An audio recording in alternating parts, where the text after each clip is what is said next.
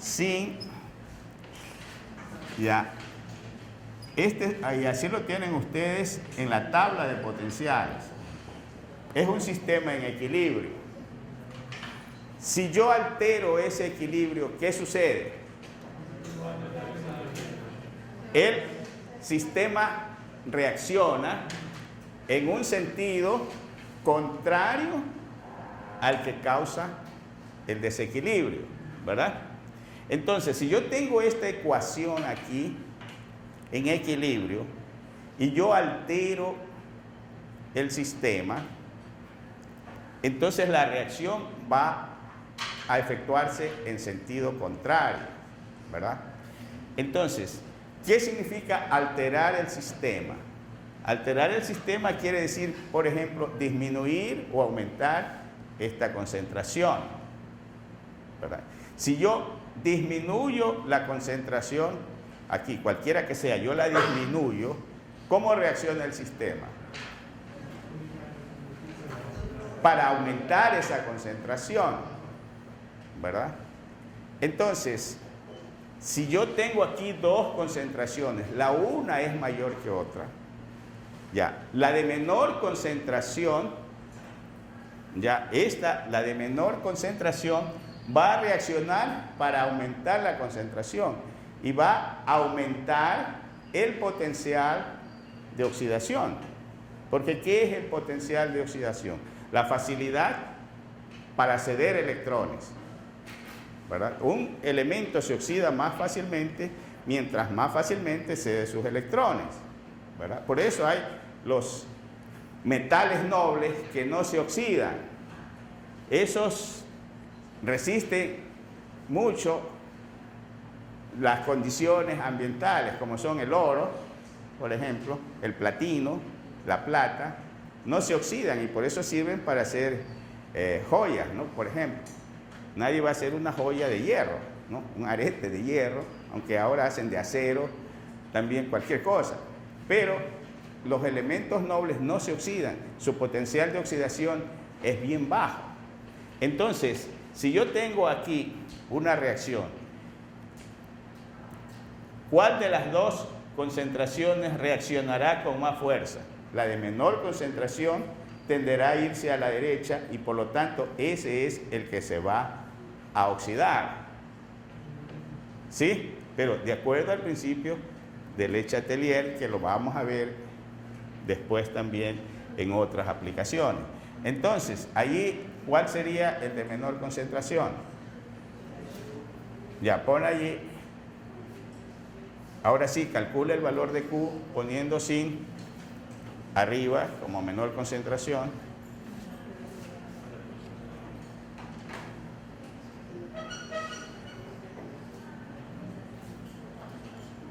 Ya, y ahí tenemos un logaritmo negativo. Y siendo negativo, entonces este término se hace positivo y tenemos un potencial positivo que era más o menos la forma como tú estabas planteando el problema, ¿verdad? ¿Qué significaría que yo tenga un potencial negativo? Es decir, si yo hubiera puesto el 0,1 como numerador, me hubiera resultado un potencial negativo. ¿Y puede haber un potencial negativo? Bueno, cuando ponemos, por ejemplo, en un medidor 0 al centro, un medidor de voltaje, ¿qué pasaría? Que la aguja se va hacia el lado negativo, ¿verdad? Se va, pero eso no puede ser en la práctica. ¿Por qué no puede ser? Porque el potencial es la fuerza que impulsa a los electrones. ¿Ya? Y siempre el de mayor potencial es el que envía los electrones, hace circular los electrones. Y potencial negativo sería como querer que el agua suba en una montaña, que el agua suba desde el nivel del mar hacia arriba. No, siempre el mayor potencial. ¿Qué es lo que hace que fluye el agua? Préstame.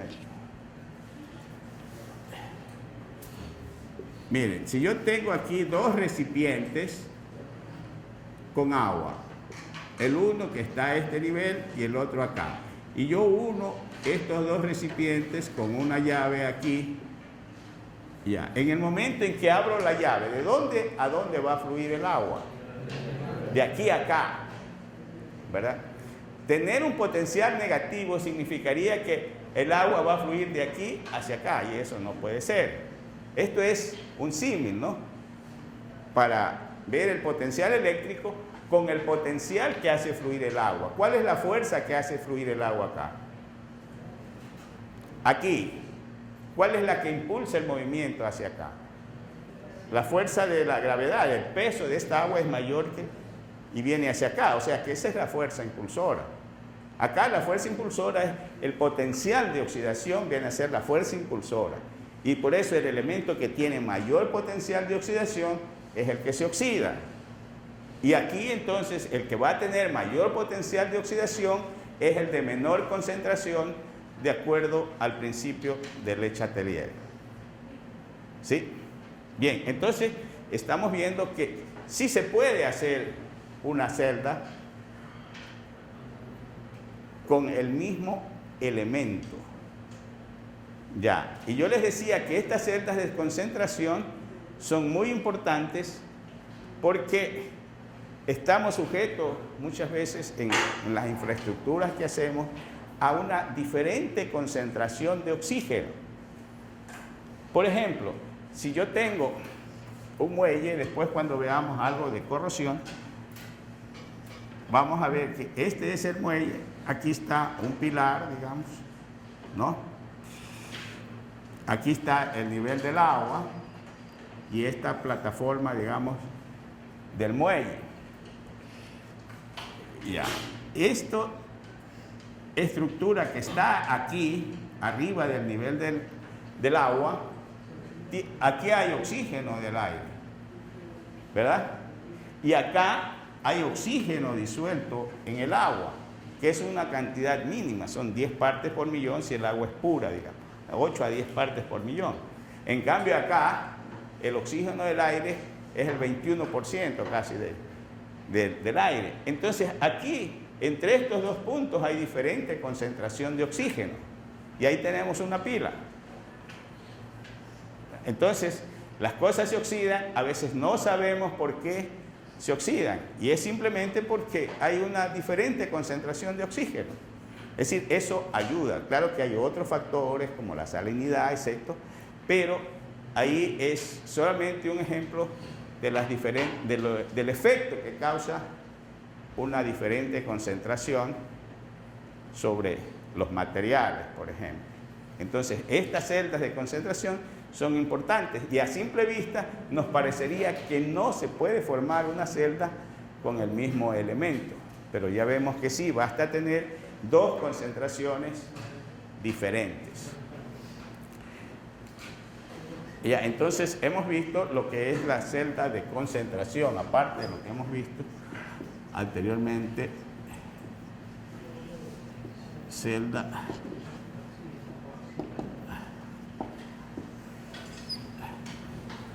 de concentración.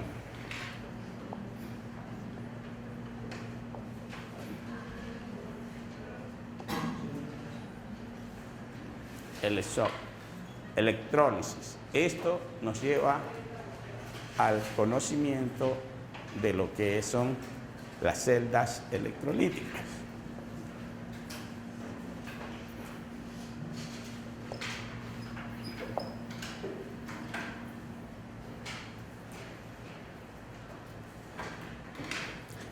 Ya, de acuerdo a lo que vimos anteriormente, ¿qué son las celdas electrolíticas? Son las que producen reacciones químicas por medio de corriente eléctrica. Ya, este es un tipo de celda que tiene mucha aplicación y que sin duda ustedes la conocen.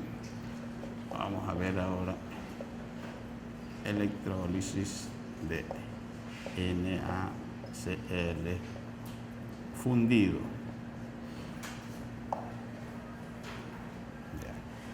Yo tengo Na y Cl. Cloruro de sodio fundido quiere decir la sal, la calientas y la fundes, ¿verdad? O sea, pasar del estado sólido a líquido es la fusión.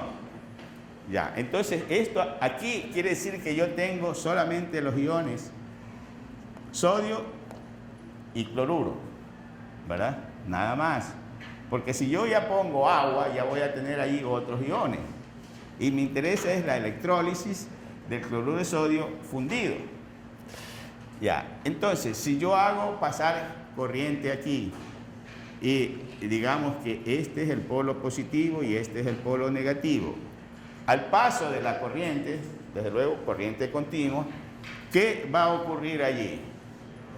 Ya que este se va a orientar hacia el polo positivo y el ion cloruro.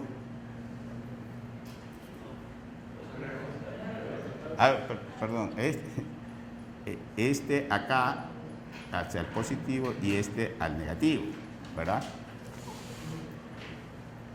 Entonces, si yo tengo la sal, o sea, el cloruro de sodio, ya, yo voy a obtener cloro porque aquí tendría que dar cloro gaseoso más ¿qué? Más sodio. Sí. Este cloro va a ser gaseoso y se va a ir. Entonces, si yo quiero obtener cloro, ¿qué es lo que puedo hacer? Coger cloruro de sodio, calentarlo, ponerlo en una celda electrolítica y yo puedo obtener cloro gaseoso. ¿El cloro para qué se usa? Es un bactericida, ¿verdad? Se usa en el proceso de potabilización del agua, aunque se puede usar cloro así gaseoso o se puede usar hipoclorito de sodio en el proceso de potabilización del agua. Y el sodio tiene así metálico y ahí tiene poco uso porque es muy reactivo. Uno tiene que mantenerlo prácticamente aislado, sumergido en agua, porque si no reacciona, ¿no? En cualquier cosa que se ponga porque es muy activo. Ustedes pueden ver los potenciales. Ya, de tal manera que yo puedo, a través del proceso electrolítico, yo puedo obtener sodio y puedo obtener cloro. Pero si yo pongo cloruro de magnesio, también puedo tener magnesio. Es decir, el agua de mar tiene magnesio, yo puedo hacer electrólisis y puedo obtener magnesio. Yo a través de una celda electrolítica puedo hacer muchas cosas, se hacen muchas cosas. A través de celdas electrolíticas tenemos esto que vemos ahí que es el aluminio, ¿verdad? Y entonces son celdas muy grandes y se ponen una atrás de otra, celdas muy grandes, celdas electrolíticas para la producción de aluminio, por ejemplo. Ya. ¿Qué más puedo hacer yo en una celda electrolítica? Yo puedo, bueno, vamos a usar esta misma celda de aquí y si yo pongo aquí un electrodo, aquí que tengo oro, esto que sea oro puro, y acá yo pongo el anillo que quiero dar para el matrimonio, que no es de oro puro, lo baño en oro, ¿verdad? Entonces tenemos muchas joyas bañadas en oro, decimos. ¿Y qué quiere decir bañada en oro? Que yo le hago un recubrimiento con oro. ¿Qué es lo que tendría que yo poner aquí? Oro, que esté aquí una solución de oro, cualquiera podría ser el catión, ¿verdad? Una solución de oro, y acá algo de oro puro, ¿verdad? Entonces, al hacer el proceso, este de aquí va a pasar a esta forma iónica y de aquí, este se va a venir acá y va a recubrir. Ya, entonces yo puedo hacer algo tan común como es el bañado en oro, o puede ser un niquelado. ¿Qué es lo que tengo que hacer? Tener aquí níquel. Puede ser plateado, cobreado, estañado, como se obtiene inicialmente en las minas de oro. Se utiliza este proceso para purificar el oro y viene mezclado con zinc, por ejemplo, ¿no? El oro y el zinc, ya. O puedo poner algo que esté con cianuro también, que se usa en las minas para extraer el oro, ¿no? Y cualquier, digamos, aquí yo puedo poner cualquier catión, y el anión puede ser cualquiera, puede ser un nitrato, un fosfato, ¿no? Cualquier catión, anión. Pero esto, si yo quiero aquí platino, le pongo platino, aquí y lo recubro con cualquier material. Por eso vemos nosotros ahora esos accesorios de autos que dicen que están tuneados, ¿verdad? ¿Y qué es lo que tienen? Todos recubiertos, ¿no?, de cromo, ¿verdad? Ahí usamos cromo, aquí. O sea, puede ser cromado, niquelado, plateado, cualquier, ¿ya? Entonces, estamos prácticamente en esta civilización actual, estamos rodeados de objetos que son recubiertos. ¿Y para qué se los recubre? Para evitar la oxidación, otras para darle un poco de belleza, digamos, ¿no? Entonces se usan como algo ornamental, especialmente en los vehículos se usa eso. Entonces, la operación que vamos a ver es la electrólisis. Y nosotros, ¿qué es lo que nos interesa saber aquí de cuando tenemos una celda electrolítica? ¿Cuántos gramos se van a depositar acá, verdad? Porque yo tengo que pagar por los gramos de oro, ¿verdad? Entonces, ¿cuántos gramos quiero depositar aquí? ¿Y en qué tiempo voy a hacer esto? Y si yo quiero saber, no, o pongo una cantidad, yo quiero recubrir con 10 gramos, por ejemplo, ¿ya? ¿Y en qué tiempo lo puedo hacer? Depende de la celda. Y depende entonces de la intensidad de la corriente. Entonces tenemos como variable la intensidad de la corriente, el tiempo que va a permanecer esto ahí y el peso que... Y todas estas variables las vamos a analizar a través de las leyes de Faraday. Estos procesos, cuando los efectúa un joyero, ese joyero maneja las leyes de Faraday, conociéndolas o no, pero es un artista, ¿verdad? O sea que aquí hay ciencia y hay arte, ¿no? No es solamente la ciencia, si tú quieres hacer un objeto ornamental. Hay un poco más de ciencia o de tecnología cuando yo voy a hacer, por ejemplo, perfiles de aluminio, ¿ya? Y entonces tengo que ver de dónde extraigo el aluminio, extraigo de la bauxita, y luego poner la celda y hacer cálculos. Allí sí tengo que ser un poco más preciso, porque un error me puede llevar a consumir mucha energía o a tener productos que no son los que deseo. Ahora, ¿qué puntos vamos a ver ahora? Vamos a ver las leyes de Faraday, ¿no? Y la vez anterior vimos, estamos viendo celdas electrolíticas.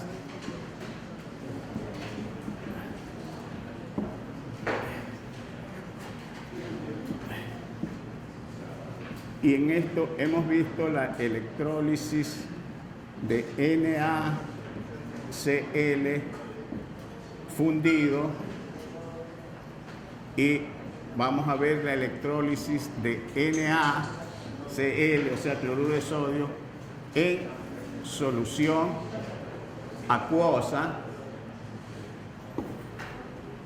Y ahí ya vamos a ver las leyes de Faraday. Y vamos a hacer ejercicio. Recuerden que esto sin ejercicios no se asimila bien. Si no se hacen los ejercicios, no se asimila bien, de tal manera que tienen que hacer los ejercicios.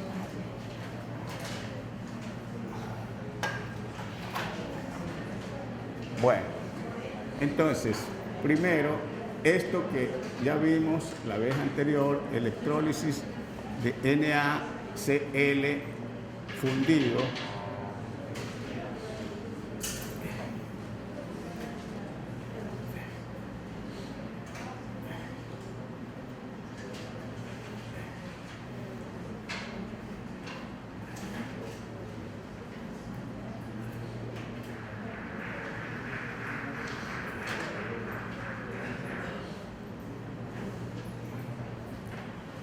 Ya, entonces tenemos el ion cloruro y el ion sodio positivo.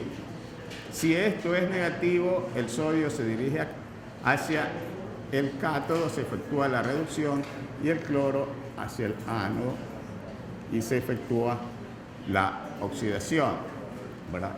Entonces, nosotros tenemos que NaCl va a dar sodio más cloro. Como el cloro que se produce es gaseoso, tenemos que balancear la ecuación, porque el cloro es gaseoso, ¿verdad? Entonces, esa es la reacción que se produce. En esta reacción decimos el cloro es el que se oxida,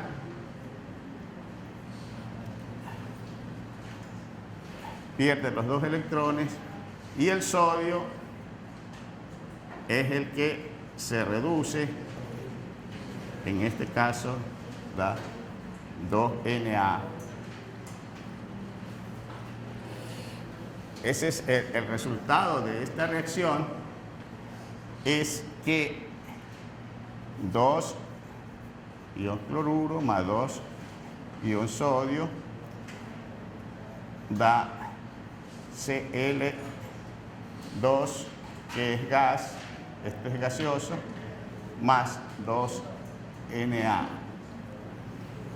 Entonces, habíamos dicho que mediante la reacción electrolítica, o sea, lo que se efectúa en una celda de electrólisis, nosotros podemos obtener cloro como producto gaseoso, y el cloro es un producto que se usa muchísimo. ¿En qué dijimos? Como bactericida, y también para el proceso de potabilización del agua se usa cloro. Entonces, este es un producto que lo necesitamos diariamente.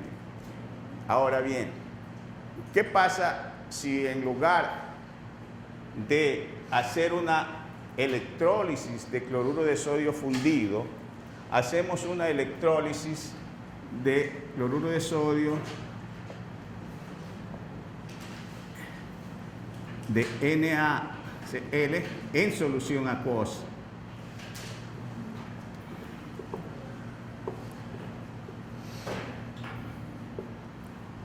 Ya, entonces tendríamos en la celda electrolítica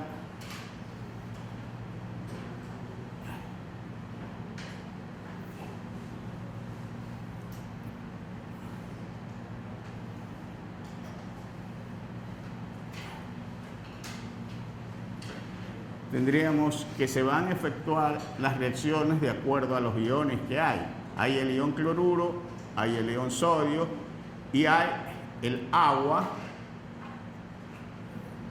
que no existe acá, porque acá tenemos solamente cloruro de sodio fundido. En cambio, acá tenemos agua. Si este es el polo negativo, entonces nosotros tendríamos que el sodio se va a dirigir hacia el polo negativo y el cloro se va a dirigir hacia el polo positivo. Pero, ¿qué ocurre con el agua? ¿Hacia dónde se dirige el agua?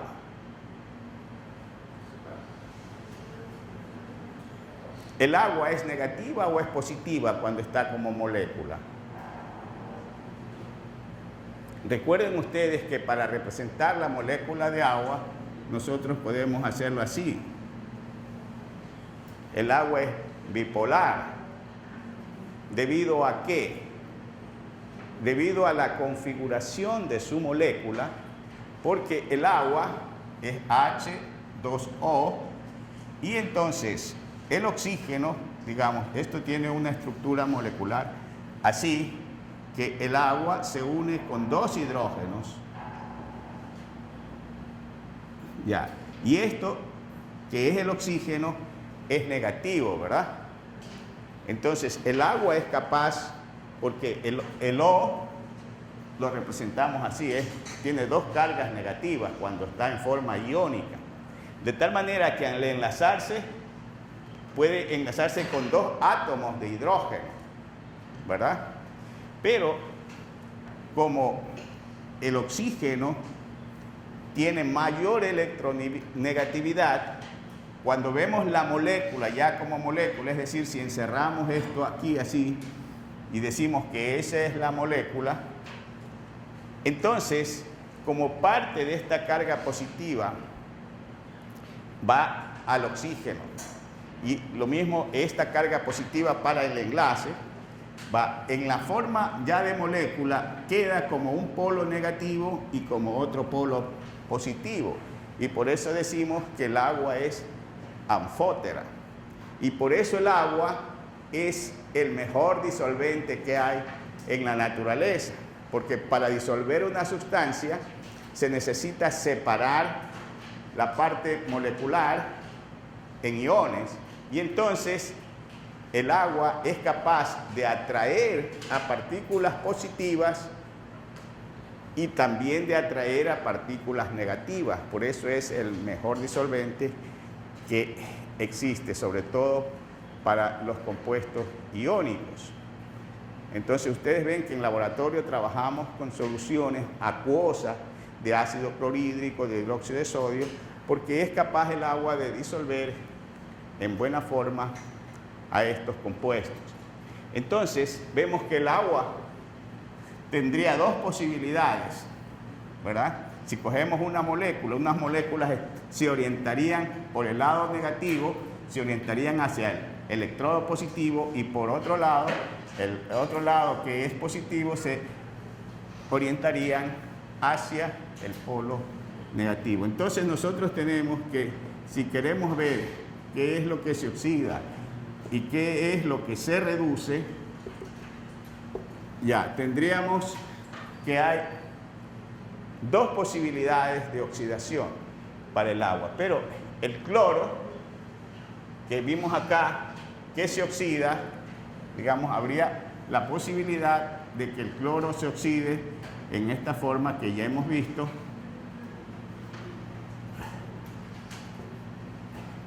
Ya. Ahora, el agua, si se oxida, se oxidaría en esta forma, produciendo oxígeno. Ahora, de reducción, tendremos que las posibilidades son de que se reduzca el sodio, como hemos visto allá,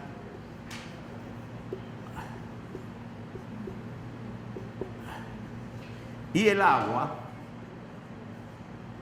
si se reduce,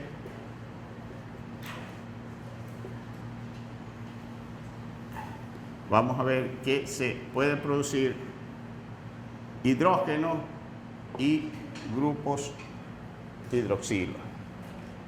Ya, entonces vemos que hay dos posibilidades aquí de oxidación, que se oxide el cloro o que se oxide el agua. Vemos que hay dos posibilidades de reducción, de que se reduzca el sodio o que se reduzca el agua. ¿Cuál de ellas se va a efectuar? Generalmente ocurren ambas cosas, pero en mayor proporción. ¿De qué depende que se reduzca o que se oxide? Recuerden que este es un proceso energético, porque para que se produzca esta reacción tenemos necesidad de aplicar energía. Entonces es un proceso energético. Y en un proceso energético, ¿cuál proceso, si hay dos posibilidades, cuál proceso se va a verificar con mayor intensidad? El que necesite menos energía. Ya, entonces es cuestión de regular esta celda y ver que se produzca lo que nosotros necesitamos. Porque si nosotros aplicamos esto en una celda, ya tenemos de antemano un objetivo. ¿Qué es lo que queremos obtener? ¿Qué es lo más conveniente para que se produzca lo que nosotros deseamos obtener? Entonces, yo digo, hay dos posibilidades de oxidación y yo quisiera, por ejemplo, obtener cloro. Hay dos posibilidades de reducción y yo quisiera obtener hidrógeno.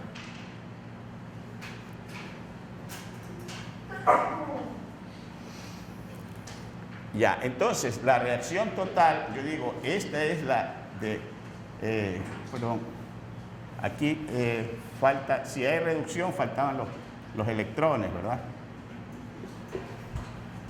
Hay que poner los electrones, no hay que olvidarse. Ya, entonces, si nosotros tenemos esta reacción, yo tengo aquí 2 ion cloruro, ya, más 2 agua, me va a dar por resultado cloro más hidrógeno más 2 OH. Esta es la reacción total, ¿verdad? Yo tengo, los electrones se cancelan, entonces yo tengo aquí el ion cloruro más el agua, ya, me van a dar el cloro gaseoso, hidrógeno, que también es gaseoso, más hidróxido de sodio. Entonces, miren, comparando con esta reacción de acá, cuando no hay agua, yo tengo cloro y sodio. Dijimos que el sodio no es un producto muy valioso en el mercado, se lo usa poco y es muy difícil de mantenerlo, así como sodio metálico, porque se oxida fácilmente. Si ustedes ven, el potencial de oxidación del cloro del sodio es muy alto, entonces esto se oxida. Entonces, como producto valioso para, digamos, el mercado o para cubrir necesidades, es el cloro. Ese sí decimos que se usa bastante. Y acá, en cambio, basta con poner agua y hacer una electrólisis de cloruro de sodio en solución acuosa. Yo obtengo el cloro, que siempre lo necesito, y obtengo además hidrógeno. ¿Y el hidrógeno se requiere o no? Es valioso porque es un combustible que es renovable. O sea que actualmente se está utilizando hidrógeno para sustituir la gasolina. Ya hay vehículos que funcionan con hidrógeno y hay procesos industriales que pueden funcionar con hidrógeno porque se combustiona el hidrógeno y ya tenemos la energía en lugar de usar gasolina. Y si se combustiona el hidrógeno, no se producen gases contaminantes como dióxido de carbono, monóxido de carbono, monóxido de dióxido de azufre, monóxido de dióxido de nitrógeno, que son los que están causando el calentamiento global. Y por lo tanto, estos cambios climáticos que están afectando mucho a la Tierra. Entonces, el hidrógeno es un combustible muy valioso. Se lo puede obtener así. Y miren ustedes que esto ya se utiliza. Hay edificios enteros que funcionan, es decir, consumen la energía a base del hidrógeno. ¿Qué es lo que tiene que hacerse? Poner una celda electrolítica en la terraza. Allí se ponen paneles solares. Los paneles solares hacen funcionar la celda electrolítica, eso produce hidrógeno y con el hidrógeno ya tenemos el combustible.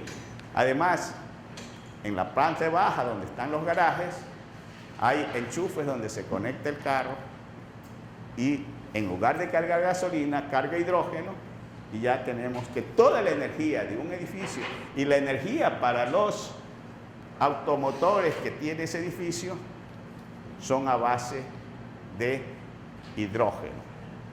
¿Sí? Y todo es energía solar, ¿verdad? Porque las celdas fotovoltaicas funcionan con energía solar y luego con el hidrógeno se puede producir también energía eléctrica para las necesidades que tenemos.